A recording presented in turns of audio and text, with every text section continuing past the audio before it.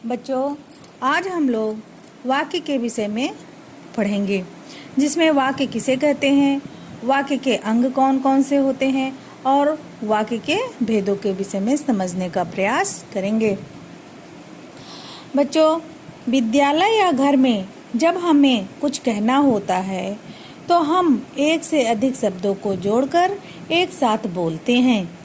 शब्दों के इस मेल से ही वाक्य बनता है। शब्दों को सही क्रम से व्यवस्थित रूप में बोलने से ही वाक्य अर्थपूर्ण बनता है।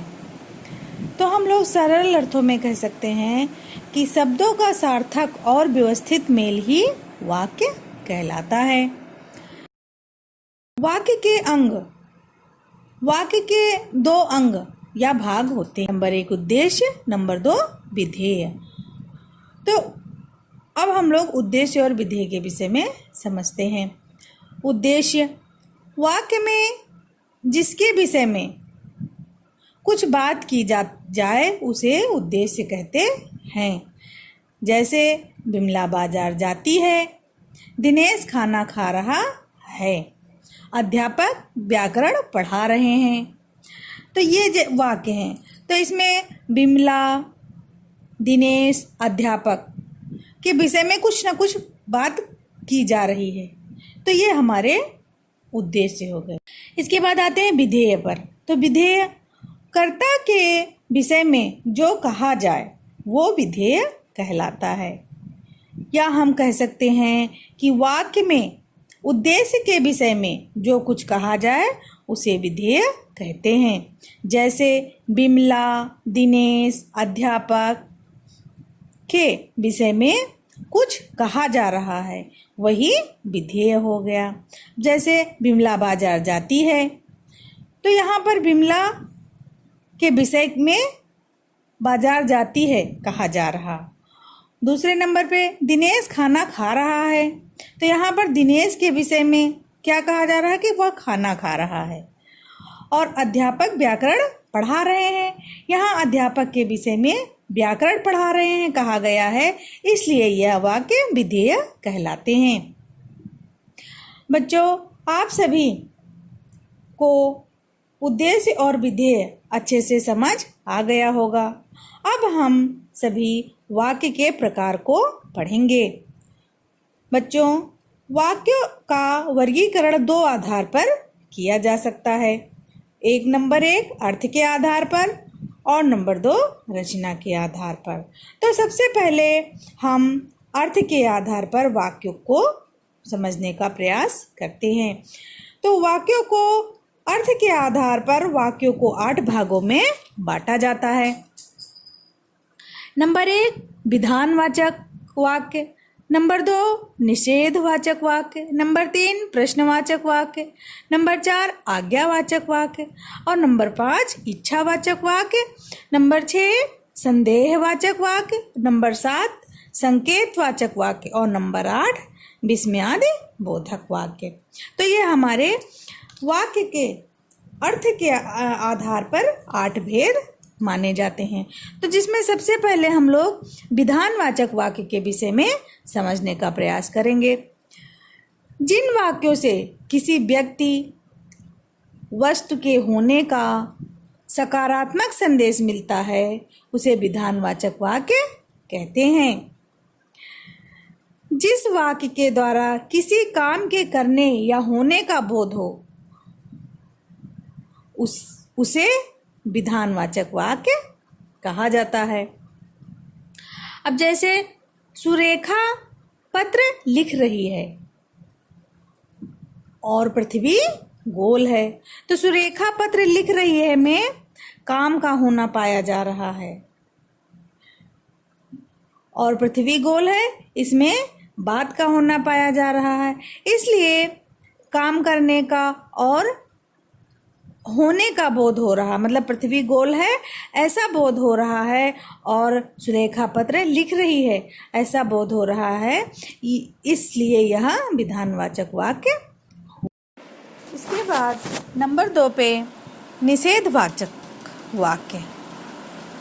निषेधवाचक वाक्य इसके विषय में हम लोग समझते हैं। जिन वाक्यों में किसी कार्य का नकारात्मक संदेश या ना करने की बात होती है वह निषेधात्मक वाक्य या निषेधवाचक वाक्य कहलाता है। जैसे आज वर्षा नहीं होगी, सुरेखा पत्र नहीं लिख रही है। इन वाक्यों में नकारात्मक संदेश दिया गया है, इसलिए ये निषेधवाचक या निषेधात्मक वाक्य हुए। नंबर 3 पे आते हैं प्रश्नवाचक वाक्य। प्रश्नवाचक वाक्य में जिन वाक्यों में प्रश्न पूछने का पता चले वे प्रश्नवाचक वाक्य कहलाते हैं। जैसे क्या तुम सिनेमा जाओगी, बिमला तुमसे मिलने कब आएगी। ये हमारे प्रश्नवाचक वाक्य कहलाते हैं क्योंकि इसमें प्रश्न पूछने का पता चल रहा है। फिर नंबर 4 आज्ञावाचक वाक्य। आज्ञावाचक वाक्य वे वाक्य होते हैं जिसमें आदेश या आज्ञा देने का पता चलता है, या हम कह सकते हैं कि जिन वाक्यों से आदेश या आज्ञा देने का पता चले वे वाक्य आज्ञावाचक वाक्य कहलाते हैं। जैसे मीना अपना सामान उठाओ, सभी छात्र खड़े हो जाओ। तो इसमें ऐसा पता चल रहा है कि आज्ञा दी जा रही है, इसलिए यह आज्ञावाचक वाक्य हुए। उसके बाद नंबर 5 पे आते हैं इच्छावाचक वाक्य। इच्छावाचक वाक्य में जिन वाक्यों से किसी की इच्छा या आशा के होने का पता चलता है वे इच्छावाचक वाक्य कहलाते हैं। जैसे ईश्वर तुम्हें खूब सफलता दे, मेरी इच्छा है तुम डॉक्टर बनो। इन वाक्यों में इच्छा प्रकट हो रही है कि मैं ईश्वर तुम्हें खूब सफलता दे और मेरी इच्छा है तुम डॉक्टर बनो। इसमें इच्छा या आशा छिपी हुई है इन वाक्यों में, इसलिए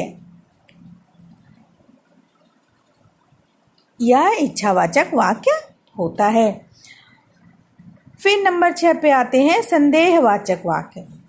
तो ऐसे वाक्य या जिन वाक्यों से किसी प्रकार का संदेह अथवा आशंका झलक रही हो वह संदेहवाचक वाक्य होता है।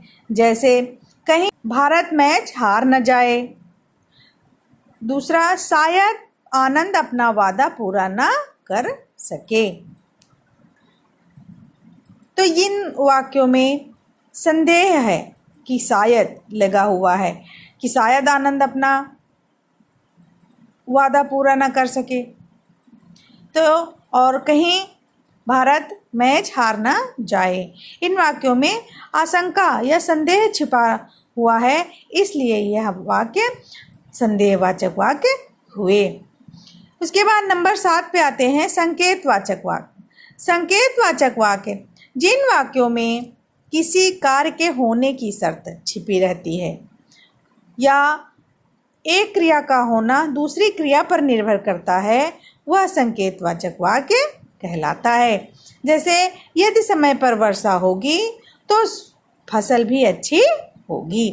तो यहाँ पर वर्षा के आधार पर ही फसल भी अच्छी होगी। यह एक क्रिया पर दूसरी क्रिया निर्भर है। यह एक कार्य के होने की शर्त भी यहाँ पर छिपी है, इसलिए यहाँ संकेतवाचक वाक्य हुआ।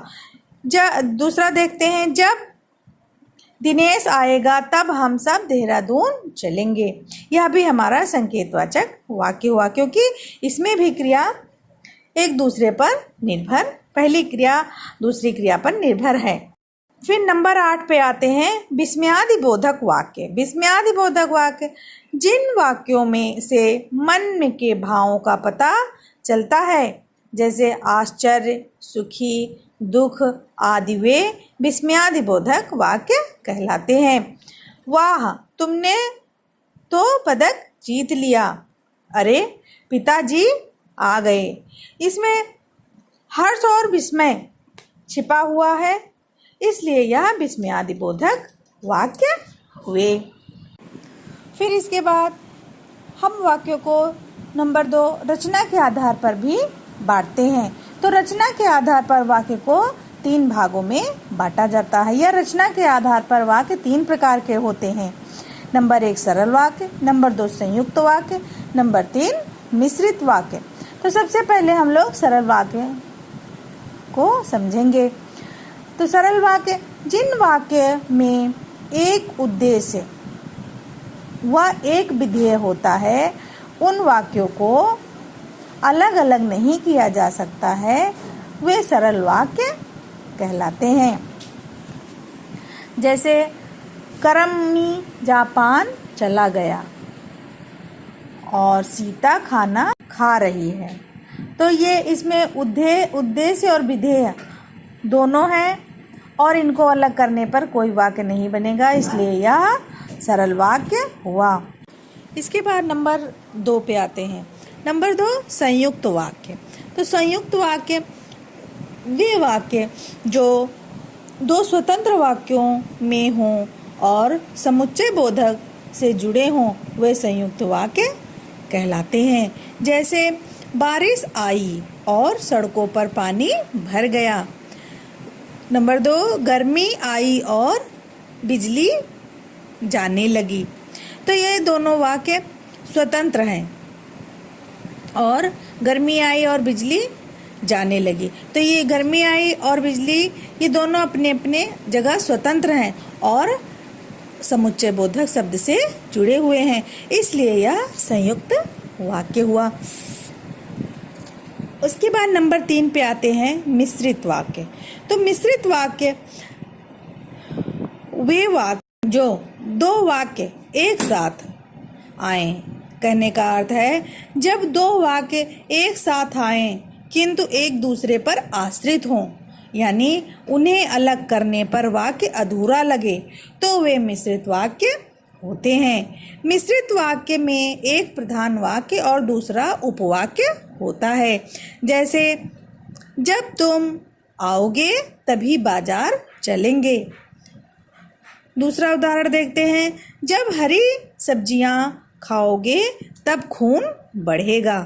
बच्चों, वाक्यों के विषय में हम लोगों ने समझा। आप लोगों को इसको अच्छे से समझकर पढ़ना है।